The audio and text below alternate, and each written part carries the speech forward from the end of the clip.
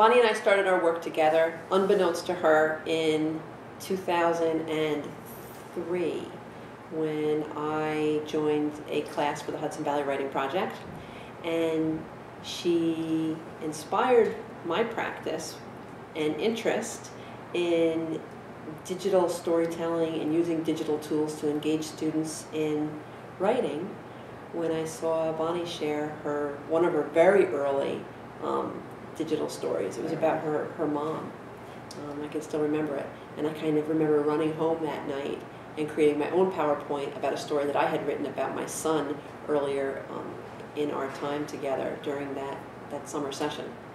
So when I read about Troy Hick's book, Because Digital Writing Matters, it was an opportunity for me to bridge our work with technology with all the work that we'd been doing in writing the previous year. And the writing project really focuses on developing, cultivating teachers as leaders within the district, and how we can use those teachers to then inspire our other teachers to engage students in authentic writing practice. So based on that, Bonnie, as a representative of the Hudson Valley Writing Project, joined us for this school year to work with a core team of teachers as writers, and then bridged out from there to work with the teachers at the intermediate school to really tackle the Common Core writing standards with a specific look at Standard 1, argument writing, and also Standard 8 with using multimedia to support writing, multimedia resources to support student research and writing. What's been nice about the process is that Tracy Koch and Javina Lacken, a 3rd and 5th grade teacher from the intermediate school, are on the core team, so they really have bridged our work with the core group and exploring digital writing and from the narrative perspective as an individual, not as a teacher necessarily, but really exploring it myself first and developing my own personal narrative, and then bringing that into my classroom to use that same process with my students. Yeah. I think the best part about our writing project here, what you've brought in, is definitely the fact that it's ongoing. You have these conversations not only when you're here, I mean, we email constantly, and it's just a great way to have those ongoing conversations, those ideas, that bounce back, that instant feedback. Whereas when you do professional development, it's a lot of information at once, and you're sitting there and you're thinking, oh yeah, I could do this, and then you get back into your classroom and it's not really there for you.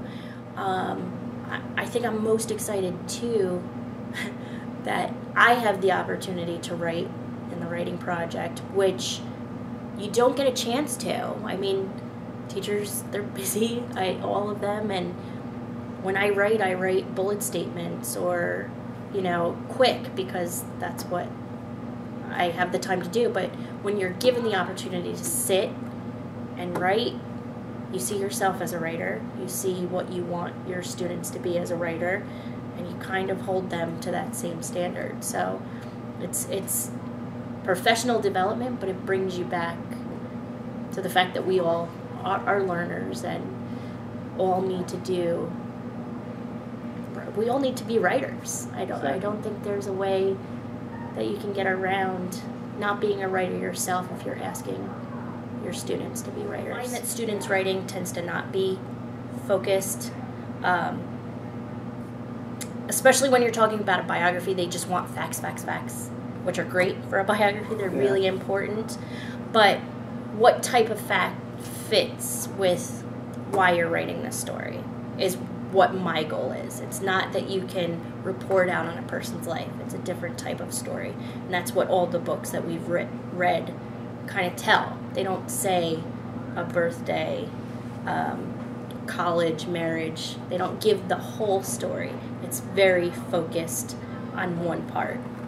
So as part of the research, I asked them to think of something, a primary resource, an artifact, that was owned by them firsthand. It could have been an article of clothing. It could have been a diary, a letter, a photograph, something that they were a part of.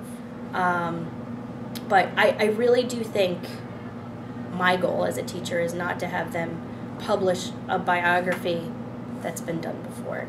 I want to see something different. And I really think that this approach to it has changed this unit completely, giving them a chance to tell a different story through a different point of view. For you to hear them maybe read those pieces on a voice thread? Oh, absolutely. I'm really excited about VoiceThread. I haven't stopped thinking about it. I knew you would. I knew you'd love it. Yeah. I'm Molly Feldman, and I chose Florence Nightingale. And I chose her because she inspires me.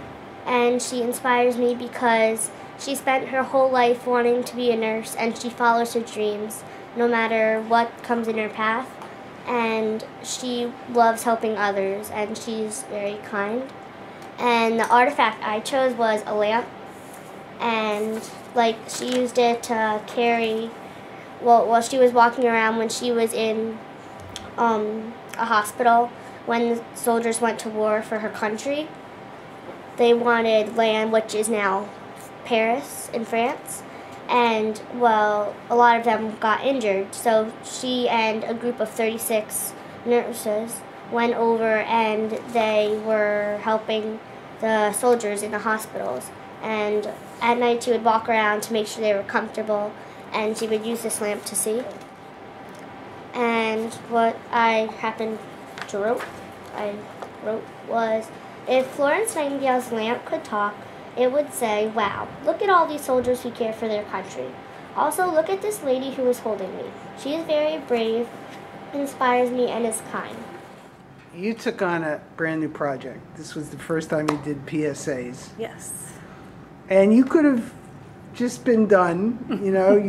You were one of the first people with your, with an argumentative essay. Mm-hmm. It's in the file, ready to go, but you wanted to jump into this PSA, so. There were a lot of kids who really delved into it and really took it as something that they could learn from.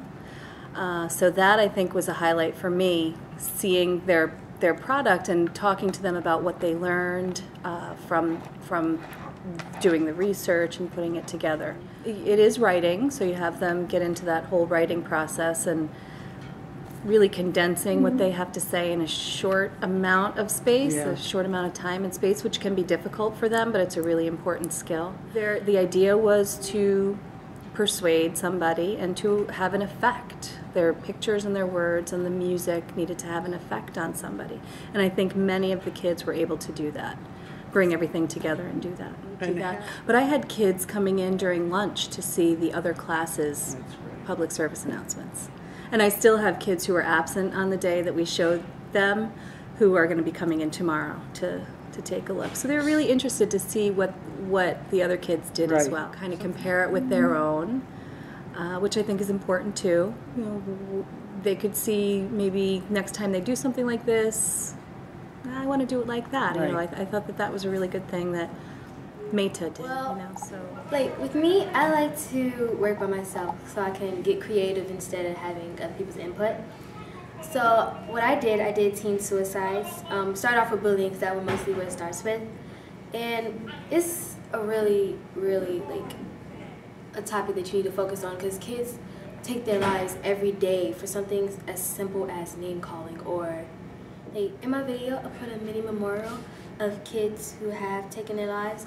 So it was showing them what would happen, how would your family feel, and at the end of it I put a number, a hotline for them to go to, and if they feel suicidal, either go to a hospital, call that hotline, or tell someone so you don't have to take your lives and put your friends and family through that. What was time consuming about this for you? Because now you did it on your own.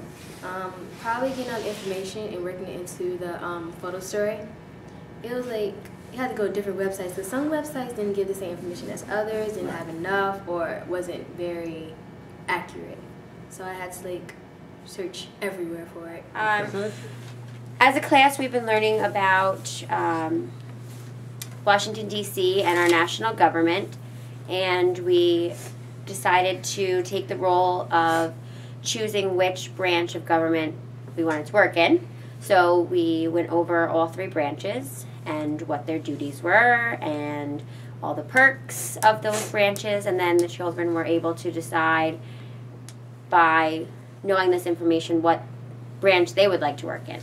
So then they had to make an argumentative piece as to why they would pick this branch and then what makes it better than the other. Great. And use some videos for that too? Yes, we used videos. We went online and did a tour of the White House, and we looked at pictures of the Capitol and the Supreme Court so they could see what each building looked like. And helping them to make their decisions, yeah. Now, okay. The executive branch is the best branch in the U.S. because I want to be a president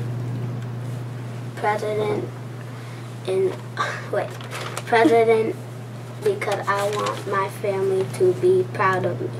This is important because it makes me feel good of myself that I'm doing something important. I get to make sure people all over the United States obey the laws. This is important. Laws. If people follow the laws, they could be safe. If I was president, I will get to live in the White House. If my family lose their house, they can come live with me in the White House until they get their house back. The executive branch is the best because they got a really big bowling alley and a big room. The executive branch is the best because you get to be on TV and everyone will come to see how good I'm doing. That's very nice. Oh, yours is the first one. Wait a second. That's what happened. Yep. Sometimes it helps if you start at the beginning. When I travel to the moon, I will see footprints from the people that went to the moon many years ago. You sound different than when you sound in your head, the way you sounded in your head, right? I know, it's It was funny. good, the way that though. happens. You did, you did a Really great job. good. That was awesome. Okay, you're all done? Yeah. All right. From bleak to beauty. Nothing like before. This is not a dump. This land is our land. Majestic mountains, they're setting the scene. Now we growing on trees in the distance. The water is strong, and we live on now. The sun sparkles on the surface. Blue of the water. Leaves of rocky green, rough rocks of ash gray and dust. Light peers through the sky, peeking to see all beauty. Beautiful river. We're almost finished with this. Keep the Hudson clean. Clear blue-green waters. Pete Seeger is real. The one who helped us. The power he had to persuade lots of people. Nice. Smiling. You can move a little bit if you want. There you go.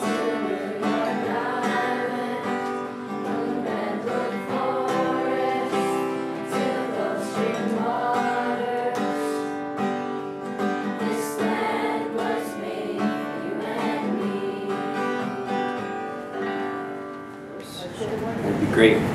During this project, we were shown pictures of Japanese and Hudson River Valley nature. These photographs were very inspiring in my opinion.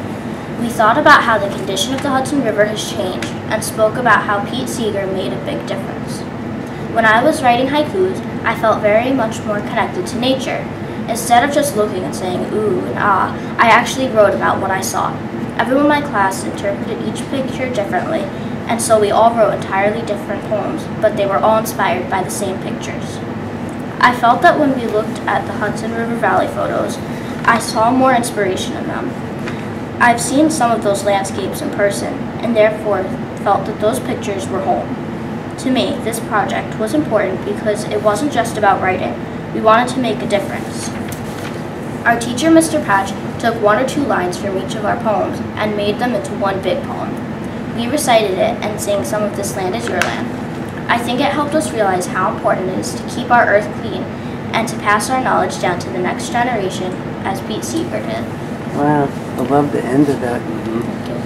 The idea of passing knowledge down to the next generation, it's essentially what I chose to do for my life, is to pass knowledge down to the next generation. Pete Seeger did it in his own way, and that's kind of a very important piece, I think, that you picked up on. I think that's great. And I know that you're going to do the same thing. You know, you're going to pass what you've learned in life. You're going to pass it on. Pay it forward, I think it's called, maybe. Yeah. We have to relinquish control as administrators and teachers and say, and let the kids have at it, because they will. I was in our classroom, one of our classrooms just the other day, and they were sharing the pieces that our students worked on with Bonnie Kaplan, that through the tutelage of Bonnie Kaplan with this one specific teacher, she said it was amazing, and the beautiful piece I saw as these kids stood up there very confidently, quite honestly, to share their writing, and they were confident because they owned their own piece.